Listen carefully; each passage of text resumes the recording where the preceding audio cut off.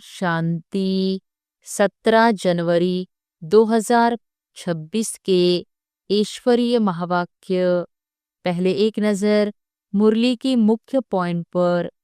बाबा ने कहा, भारतवासी ही पहले आदि सनातन देवी देवता धर्म के थे, बाद में अपने धर्म को भूल गए। स्वर्ग, बैकुंठ, बहिष्ठ, हेवन, यह सब भारत के ही नाम थे।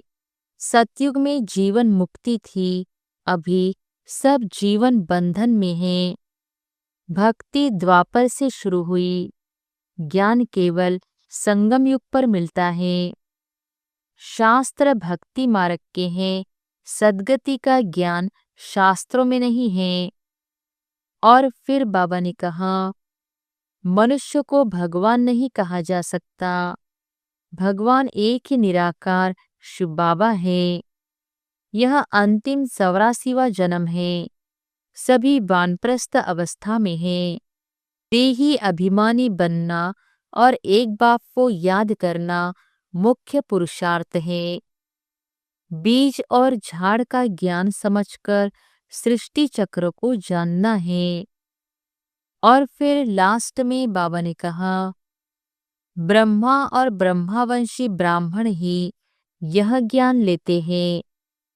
एक सद्गुरु के बिना किसी की सद्गति नहीं हो सकती।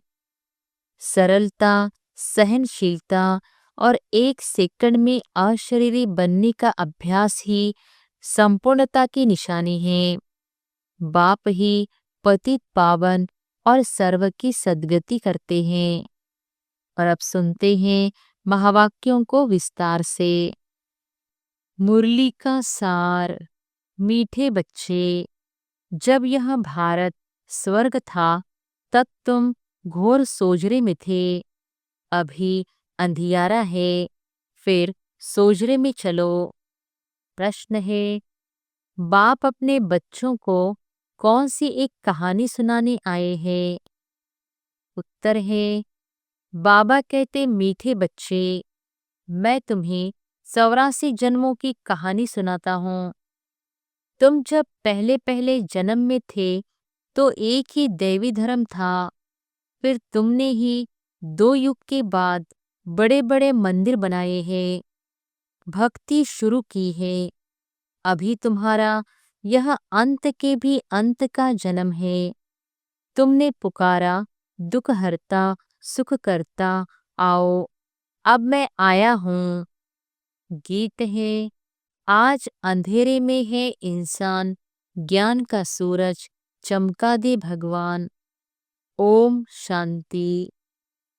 तुम बच्चे जानते हो, अभी यह कलयुगी दुनिया है, सब अंधियारे में है। पहले सोजरे में थे, जबकि भारत स्वर्ग था। यही भारतवासी जो अभी अपने को हिंदू कहलाते हैं, यह असुल देवी देवताएं थे। भारत में स्वर्गवासी थे जब और कोई धर्म नहीं था, एक ही धर्म था। स्वर्ग, बैकुंठ, बहिष्ठ, हेवन, यह सब इस भारत के नाम थे। भारत पवित्र और प्राचीन धनवान था। अभी तो भारत कंगाल है, क्योंकि अभी कलयुग है। तुम जानते हो, हम अंधियारे में हैं। जब स्वर्ग में थे तो सोजरे में थे। स्वर्ग के राज राजेश्वर राज राजेश्वरी श्री लक्ष्मी नारायण थे। उसको सुखधाम कहा जाता है। बाप से ही तुमको स्वर्ग का वर्षा लेना है, जिसको जीवन मुक्ति कहा जाता है। अभी तो सब जीवन बंध में है। खास भारत और आम दुनिया रावण की जेल में शोक वाटिका में है। ऐसे नहीं, रावण सिर्फ लंका में था और राम भारत में था। उसने आकर सीता चुराई। यह तो सब है दंत कथाएं। गीता है मुख्य। सर्व शास्त्र में शिरोमणि श्रीमत अर्थात भगवान की सुनाई हुई है। भारत में मनुष्य तो कोई की सद्गति कर नहीं सकते।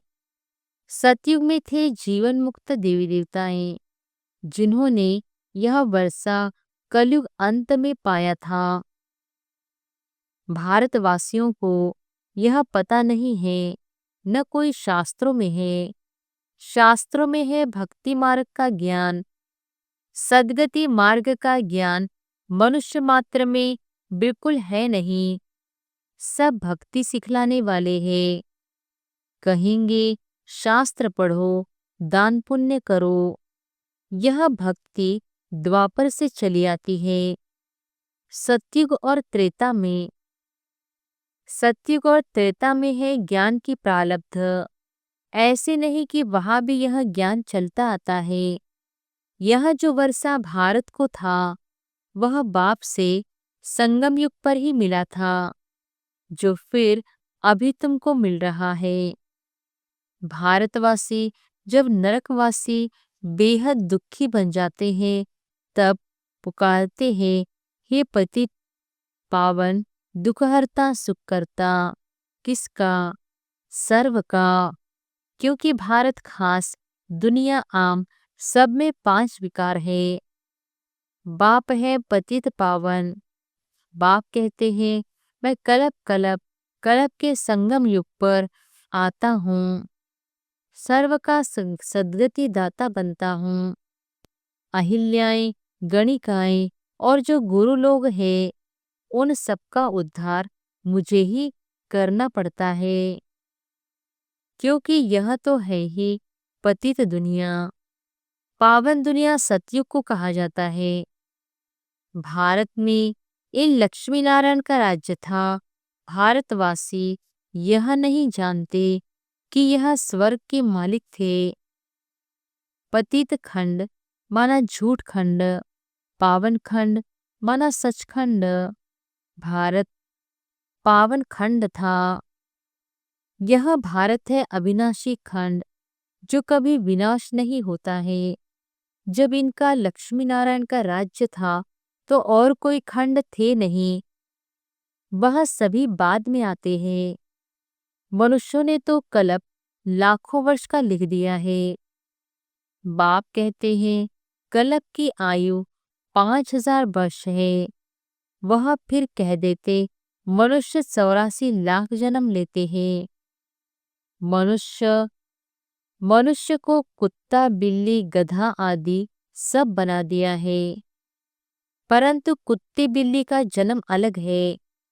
84 लाख वैरायटी है। मनुष्यों की तो वैरायटी एक ही है, उनके ही 84 जन्म है। बाप कहते हैं, भारतवासी अपने धर्म को ड्रामा प्लान अनुसार भूल गए हैं। कलयुग अंत में बिल्कुल ही पतित बन पड़े हैं। फिर बाप संगम पर आकर पावन बनाते हैं। इसको कहा जाता है दुखधाम। फिर भारत सुखधाम होगा। बाप कहते हैं, हे बच्चों, तुम भारतवासी स्वर्गवासी थे, फिर तुम 84 जन्मों की सीढ़ी उतरते हो। सत्तों से रजो तमो में जरूर आना है। तुम देवताओं जैसा धनवान, एवर हैप्पी, एवर वेल्दी कोई नहीं होता। भारत कितना साहूकार था। हीरे जवाहरात तो पत्थरों मिसल थे। 2 युग बाद भक्ति मार्ग में इतने बड़े बड़े मंदिर बनाते हैं। वह भी कितने भारी मंदिर बनाए। सोमनाथ का मंदिर बड़े से बड़ा था। सिर्फ एक मंदिर तो नहीं होगा ना, और भी राजाओं के मंदिर थे। कितना लूट कर ले गए हैं। बाप तुम बच्चों को स्मृति दिलाते हैं, तुमको कितना साहूकार बनाया था। तुम सर्वगुण संपन्न, 16 कला संपूर्ण थे। महाराजा महारानी, उन्हों को भगवान भगवती भी कह सकते हैं।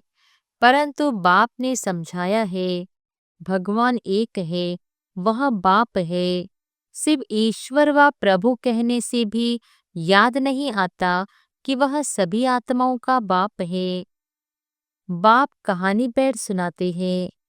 अभी तुम्हारे बहुत जन्मों के अंत का जन्म है। एक की बात नहीं है, न कोई युद्ध का मैदान आदि है।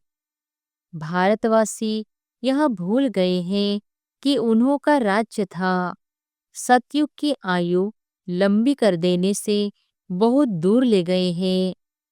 बाप आकर समझाते हैं, मनुष्य को भगवान नहीं कह सकते।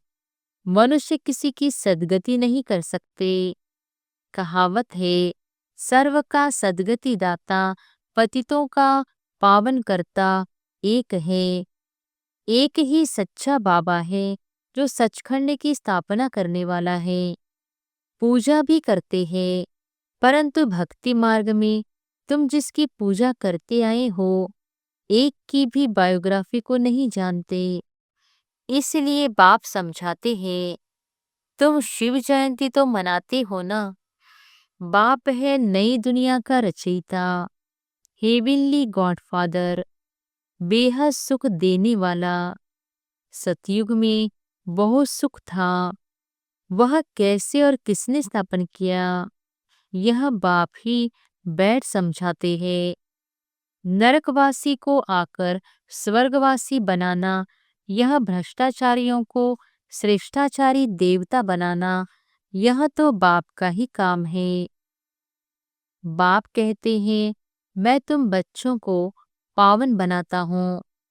तुम स्वर्ग के मालिक बनते हो। तुमको पतित कौन बनाते हैं? यह रावण। मनुष्य कह देते, दुख भी ईश्वर ही देते हैं। बाप कहते हैं, मैं तो सभी को इतना सुख देता हूँ जो फिर आधा कल्प तुम बाप का सिमरन नहीं करेंगे। फिर जब रावण राज्य होता है तो सबकी पूजा करने लग पड़ते हैं। यह है तुम्हारा बहुत जन्मों के अंत का जन्म। कहते हैं बाबा, कितने जन्म हमने लिए? बाबा कहते हैं, मीठे मीठे भारतवासियों, हे आत्माओं, अब तुमको बेहद का वर्षा देता हूँ। बच्चे, तुमने 84 जन्म लिए हैं। अभी तुम 21 जन्म के लिए बाप से वर्षा लेने आए हो। सभी तो इकट्ठे नहीं आएंगे। तुम ही सतयुग का सूर्यवंशी पद फिर से लेते हो, अर्थात सच्चे सत्य बाबा से, सत्य नर से नारायण बनने का ज्ञान सुनते हो। यह है ज्ञान, वह है भक्ति।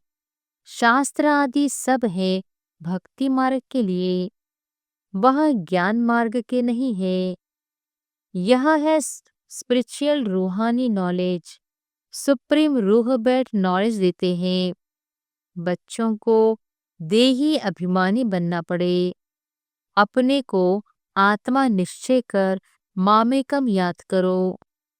बाप समझाते हैं, आत्मा में ही अच्छे व बुरे संस्कार होते हैं। जिस अनुसार ही मनुष्य को अच्छा या बुरा जन्म मिलता है। बाप बैठ समझाते हैं, यह जो पावन था अंतिम जन्म में पतित है ततत्वम। मुझ बाप को इस पुरानी रावण की दुनिया, पतित दुनिया में आना पड़ता है। आना भी उस तन में है जो फिर पहले नंबर में जाना है। सूर्यवंशी ही पूरे 84 जन्म लेते हैं। यह है ब्रह्मा और ब्रह्मावंशी ब्राह्मण। बाप समझाते तो रोज है, पत्थर बुद्धि को पारस बुद्धि बनाना मासी का घर नहीं है। हे आत्माएं, अब देही अभिमानी बनो। हे आत्माएं, एक बाप को याद करो और राजाई को याद करो। देह के संबंध को छोड़ो। मरना तो सभी को है, सबकी वानप्रस्थ अवस्था है। एक सद्गुरु बिगर सर्व का सद्गति दाता कोई हो नहीं सकता। बाप कहते हैं, हे भारतवासी बच्चों, तुम पहले मेरे से बिछड़े हो। गाया जाता है, आत्माएं परमात्मा अलग रहे बहुकाल। पहले पहले तुम भारतवासी देवी देवता धर्म वाले आए हो, और धर्म वालों के जन्म थोड़े होते हैं। सारा चक्र कैसे फिरता है सो बाप बैठ समझाते हैं। जो धारण नहीं करा सकते हैं उनके लिए भी बहुत सहज है। आत्माएं धारण करती है, पुण्य आत्मा पाप आत्मा बनती है ना। तुम्हारा यह 84वां अंतिम जन्म है। तुम सब वानप्रस्थ अवस्था में हो। वानप्रस्थ अवस्था वाले गुरु करते हैं मंत्र लेने के लिए। तुमको तो अभी देहधारी गुरु करने की दरकार नहीं है। तुम सबका मैं बाप टीचर गुरु हूँ। मुझे कहते भी हो हे पतित पावन शिव बाबा। अभी स्मृति आई है, सब आत्माओं का बाप है। आत्मा सत्य है, चैतन्य है, क्योंकि अमर है। सभी आत्माओं में पाठ भरा हुआ है। बाप भी सत्य है, चैतन्य है। वह मनुष्य सृष्टि का बीज रूप होने कारण कहते हैं मैं सारे झाड़ के आदि मध्य अंत को जानता हूँ। इसलिए मुझे नॉलेजफुल कहा जाता है। तुमको भी सारी नॉलेज है। बीज से झाड़ कैसे निकलता? झाड़ बढ़ने में टाइम लगता है ना। बाप कहते हैं मैं बीजरूप हूँ। अंत में सारा झाड़ जर्जरीभूत अवस्था को पा लेता है। अभी देखो, देवी देवता धर्म का फाउंडेशन है नहीं, प्राय गुम है। जब देवता धर्म गुम हो जाता है तब बाप को आना पड़ता है। एक धर्म की स्थापना कर बाकी सबका विनाश करा देते हैं। प्रजापिता ब्रह्मा द्वारा बाप स्थापना करा रहे हैं। आदि सनातन देवी देवता धर्म की यह भी सारा ड्रामा बना हुआ है। इनकी एंड होती नहीं। बाप आते हैं अंत में, जबकि सृष्टि के आदि मध्य अंत का नॉलेज सुनाना है तो जरूर संगम पर आएंगे। तुम्हारा एक बाप है। आत्माएं सभी ब्रदर्स है। मूल वतन में रहने वाली उस एक बाप को सब याद करते हैं। दुख में सिमरन सब करे। रावण राज्य में दुख है ना, यहाँ सिमरन करते हैं तो बाप सबका सद्गति दाता एक है। उनकी ही महिमा है। बाप नहीं आए तो भारत को स्वर्ग कौन बनावे? इस्लामी आदि जो भी है सब इस समय तमोप्रधान है। सबको पुनर्जन्म तो जरूर लेना है। अभी पुनर्जन्म मिलता है नरक में, ऐसे नहीं कि स्वर्ग में चले जाते हैं। जैसे हिंदू लोग कहते हैं स्वर्गवासी हुआ तो जरूर नरक में था ना। अभी स्वर्ग में गया। तुम्हारे मुख में गुलाब स्वर्गवासी हुआ, फिर नरक के आसुरी वैभव तुम उनको क्यों खिलाते हो? बंगाल में मछलियां आदि भी खिलाते हैं। अरे उनको इन सब खाने की दरकार ही क्या है? कहते हैं फलाना पार निर्वाण गया। बाप कहते यह सब है गपोड़े, वापिस कोई भी जा नहीं सकते। जबकि पहले नंबर वालों को ही 84 जन्म लेने पड़ते हैं।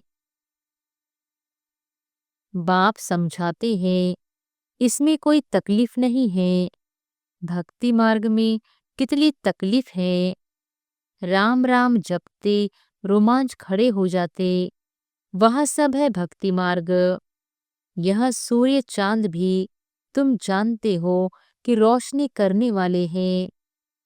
यह कोई देवताएं थोड़ी हैं। वास्तव में ज्ञान सूर्य, ज्ञान चंद्रमा और ज्ञान सितारे हैं। उन्हों की महिमा है। वह फिर कह देते सूर्य देवताएं नमः। उनको देवता समझ पानी देते हैं। तो बाप समझाते हैं, यह सब है भक्ति मार्ग, जो फिर भी होगा। पहले होती है अव्यभिचारी भक्ति, एक शिव बाबा की, फिर देवताओं की, फिर उतरते उतरते अभी तो देखो टिवाटे पर, जहाँ 3 रास्ते मिलते हैं, टिवाटे पर भी मिट्टी का दिवा जगाए, तेल आदि डाल उनकी भी पूजा करते हैं, तत्वों की भी पूजा करते हैं, मनुष्य को भी चित्र बनाए पूजते हैं। अब इनसे प्राप्ति तो कुछ भी नहीं होती। इन बातों को तुम बच्चे ही समझते हो। अच्छा, मीठे मीठे सिकिलधे बच्चों प्रति माता पिता बाप दादा का याद प्यार और गुड मॉर्निंग। रूहानी बाप की रूहानी बच्चों को नमस्ते। धारणा के लिए मुख्य सार, पहली पॉइंट, आत्मा से बुरे संस्कारों को निकालने के लिए देही अभिमानी रहने का अभ्यास करना है। यह अंतिम 84वां जन्म है, वानप्रस्थ अवस्था है, इसलिए पुण्य आत्मा बनने की मेहनत करनी है। दूसरी पॉइंट, देह के सब संबंधों को छोड़ एक बाप को और राजाई को याद करना है। बीज और झाड़ का ज्ञान सिमरन कर सदा हर्षित रहना है। वरदान है, उपराम और एवर रेडी बन बुद्धि द्वारा अशरीरीपन का अभ्यास करने वाले सर्व कलाओं में संपन्न भव। उपराम और एवर रेडी बन बुद्धि द्वारा अशरीरीपन का अभ्यास करने वाले सर्व कलाओं में संपन्न भव। जैसे सर्कस में कला दिखाने वाले कलाबाज का हर कर्म कला बन जाता है, वे कलाबाज शरीर के कोई भी अंग को जैसे चाहे, जहाँ चाहे, जितना समय चाहे मोल्ड कर सकते हैं। यही कला है। आप बच्चे बुद्धि को जब चाहो, जितना समय जहाँ स्थित करने चाहो वहाँ स्थित कर लो। यही सबसे बड़ी कला है। इस एक कला से 16 कला संपन्न बन जाएंगे। इसके लिए ऐसे उपराम और एवर रेडी बनो जो ऑर्डर प्रमाण 1 सेकंड में अशरीरी बन जाओ। युद्ध में समय न जाए। स्लोगन है, सरलता और सहनशीलता के गुण को धारण करने वाले ही सच्चे स्नेही और सहयोगी है। सरलता और सहनशीलता के गुण को धारण करने वाले ही सच्चे स्नेही और सहयोगी है। अव्यक्त इशारे, इस अव्यक्ति मास में बंधन मुक्त रहे जीवन मुक्त स्थिति का अनुभव करो। जो परमात्मा ज्ञानी बच्चे हैं, उन्हें ज्ञान का फल मुक्ति और जीवन मुक्ति का वर्षा संगम पर ही प्राप्त होता है। ज्ञान अर्थात समझ। समझदार हर कर्म करते हुए सदा स्वयं को बंधन मुक्त, सर्व आकर्षणों से मुक्त बनाने की समझ रखता है। उनके हर संकल्प, बोल, कर्म, संबंध और संपर्क में मुक्ति जीवन मुक्ति की स्टेज रहती है, जिसको न्यारा और प्यारा कहते हैं। अच्छा, ओम शांति।